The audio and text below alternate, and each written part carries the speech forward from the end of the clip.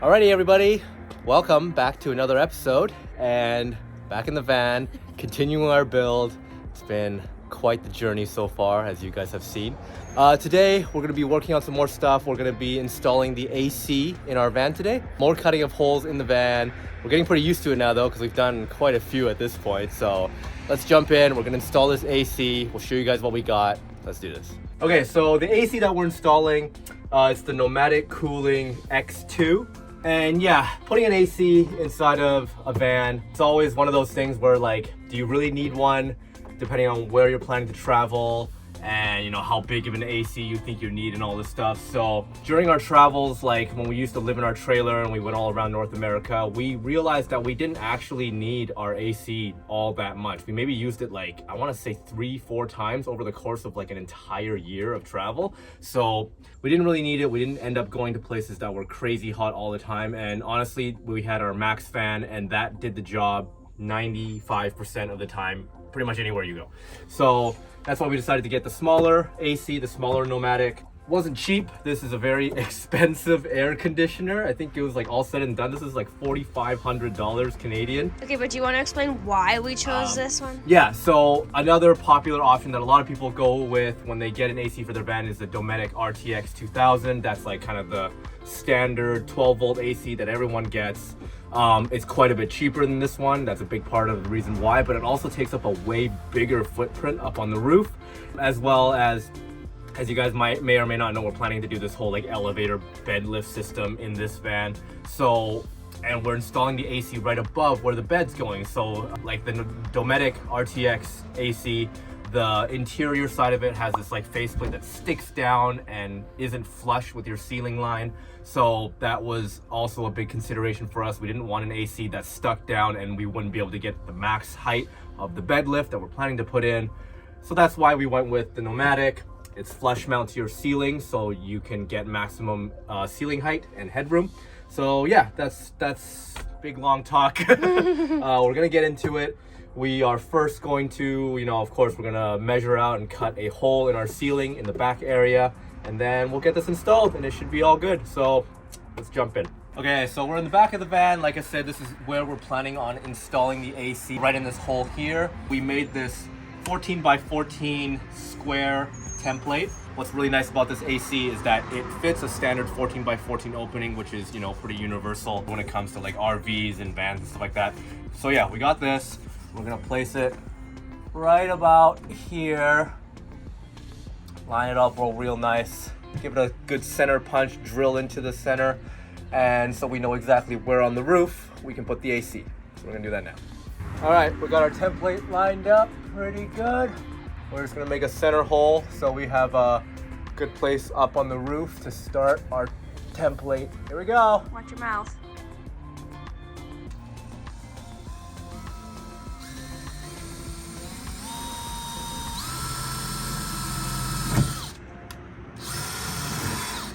I see light.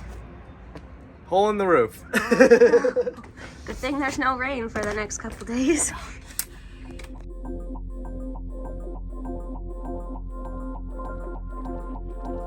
All right, so up on the roof, as you can see, our wonderful hole that we've just made. So now I'm just gonna put the template on top of it, line it up, trace it out. All right, might be kind of hard to see, but I've traced out where the hole's gonna go. And now we're gonna start drilling and cutting. We have attached a box to the ceiling to catch all of our metal shavings. We've already drilled a hole into the ceiling and we're getting ready to make the first official cut in the ceiling.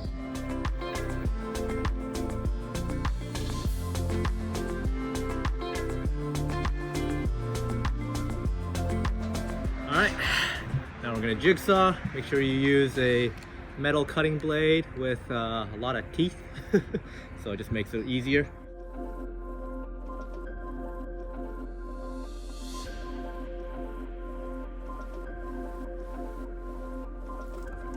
Time to see our new skylight for a few minutes. I wish the whole roof could be a skylight. Wow. Let there be light. That is so weird. I love it. Hopefully the AC fits. Looks pretty even to me. Good job. And as always, paint the edges of the hole so no rust. Same old story. Okay, next we gotta install this foam gasket that came with the AC. Basically sits around the hole that we cut, like so. But yeah, you can see on the Ford Transit, there's like, you know, channels on this side and then like a higher bit in the middle. So when you place the gasket on top, kind of has like a little bit of a gap like right here, right? I don't know if you can see. What we could do is just cut a big slice out of each of these edges. I don't know if you necessarily have to do that. You could just stick it, put sealant inside of all the gap areas. All right, we've decided to forget about cutting the gasket. We're just going to make it work. Okay, so for the sealant for the foam gasket, I'm gonna use Sikaflex 221. We've been using that all over the van for all of our other stuff, like our window installs.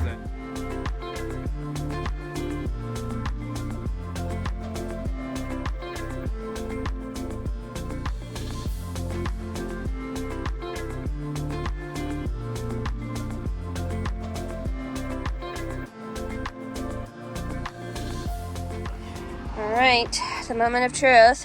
Did the hole that we cut fit, and will it fall off the back of the van?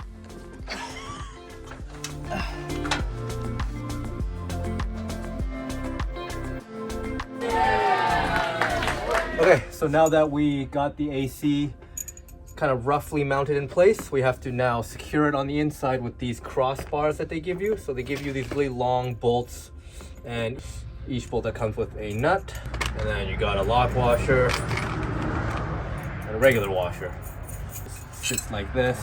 You have to adjust how long the bolt is gonna be depending on, you know, whether or not you have your own like trim ring on the inside. We don't right now, so we're just going to get this up in here like this. You line it up with these two holes that they have on either side, and one of the holes is, you can see, one of the holes is deeper than this one, so they give you a little, you know, plastic spacer that you put on this one here for that one.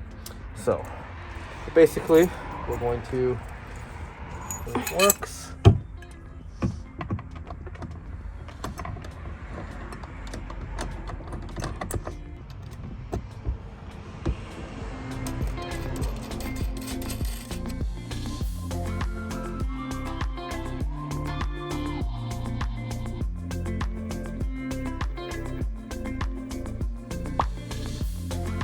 Well, all right, we've had to remove the AC from the ceiling because we were noticing an issue. The problem was, what, Mike? So this piece of foam that's already sticky to the underside of the AC, where basically like this section of it sits on top of the foam gasket that we put on the roof. So like it creates a gap no matter how hard you compress it or like tighten the screws and cinch this to the roof. So I'm just gonna, and this is what somebody else in their video did too, so I'm not the only one doing this, and so this is not crazy.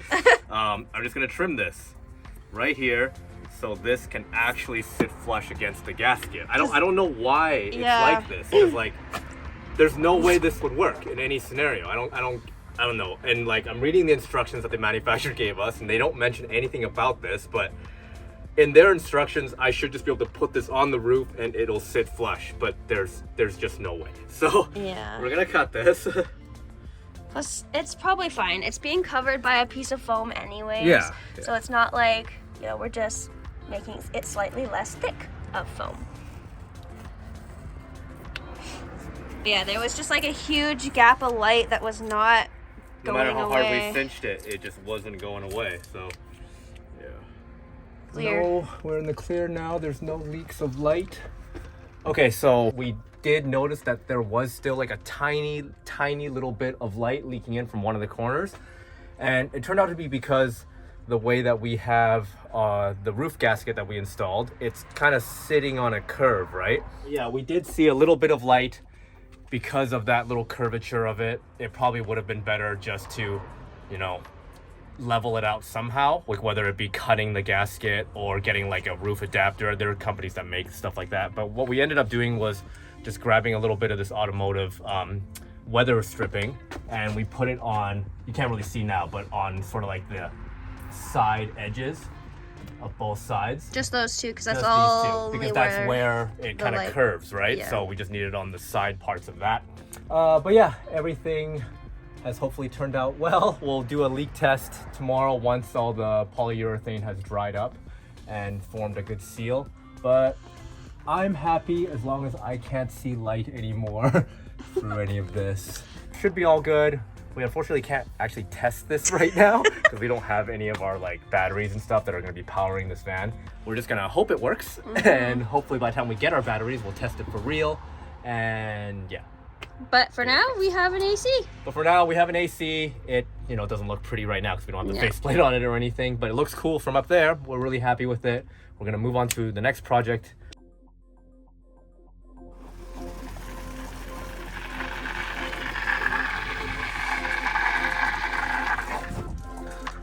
All good? Yeah. Good morning, everyone. Welcome to day 2 of cutting holes in the ceiling.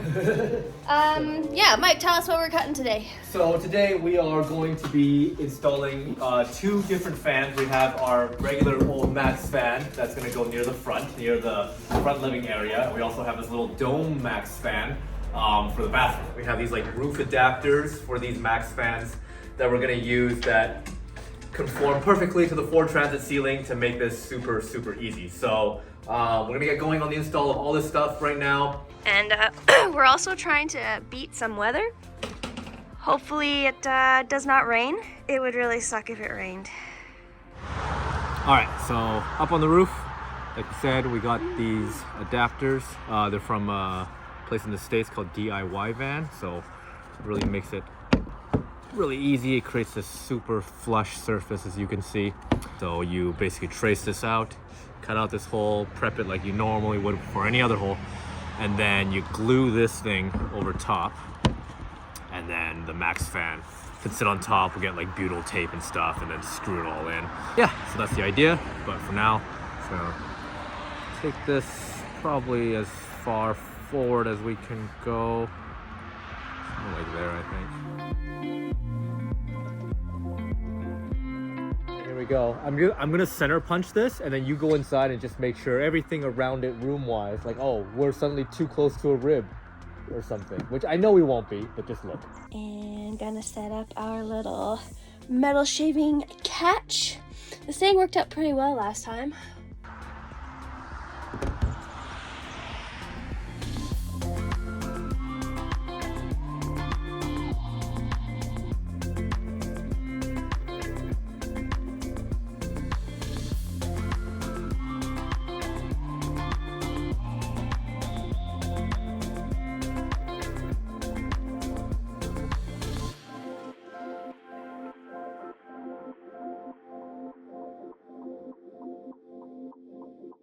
And of course, it starts raining as the holes have been cut.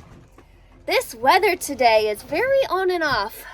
So we're putting up a tarp to cover the holes just a little bit. It's not like raining crazy. All right, protection from the sprinkles. Again, makes no sense. There's the sun, but she's sprinkling from somewhere. Okay, now that we've painted and prepped both holes, it's time to put these adapters on. Line them up. Do one last look.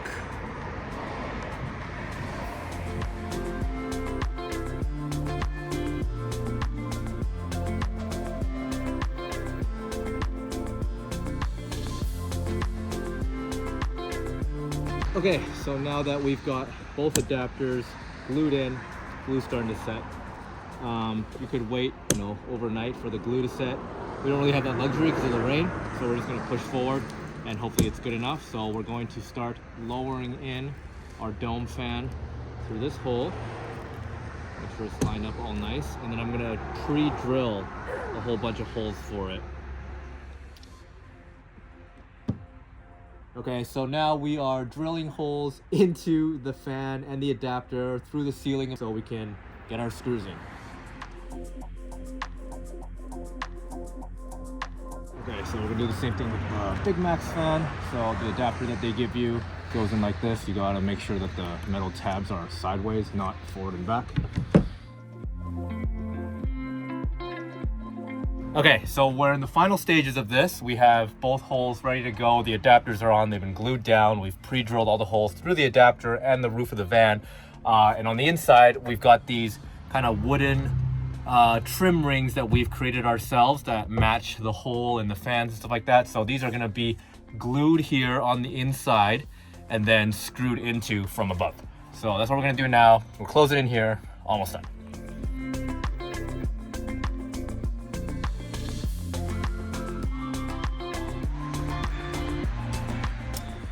So for the sealant around this, we're gonna use Dicor. Like for the AC, we used Sikaflex to seal around the outside, but since here we're using screws to hold stuff in, I'm gonna use this so it gets into like every single crevice and covers it all really nicely. So that's why we're going with this stuff.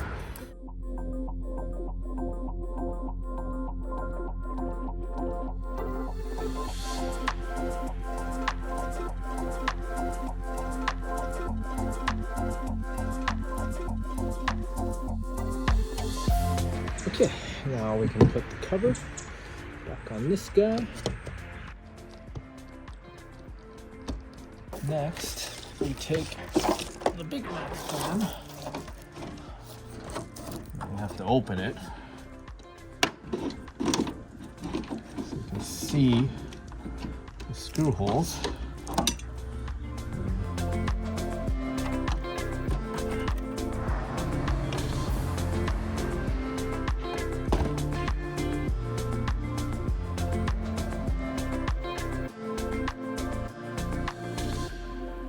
All right, everybody. So we have completed the install of both of our Maxx fans. That was a lot harder than I thought it was gonna be. Honestly, like these are way harder than the AC for some reason. Well, I guess because there's this inner trim ring and it just felt like there was a lot more precision involved. Getting dark, so I'm glad we finished.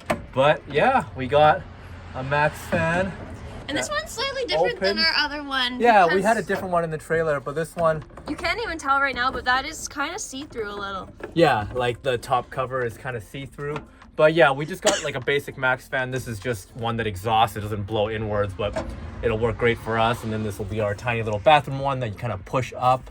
You gotta push the button. You gotta push this button, and then you push up, and then you press a button, and then it starts the fan. None of this is hooked up to power, obviously, so we'll have to test that later. But... yeah. This will also have a light on it. Yes, this also comes with a light, so it'll kind of hide all this terrible work that I did. But yeah, overall, I'm pretty happy with how this all turned out. You know, definitely was a lot of work, but I think we're gonna call it for this episode. We're getting close to being finished cutting all the holes in the van. There's still a couple left. Like we'll have to do like the entry gland for all the solar cables, and we need to do like a shore power as well as a water fill. So there's still a couple of small things, but all the big stuff is mostly out of the way now. So yeah, feeling good about that. Woot woot.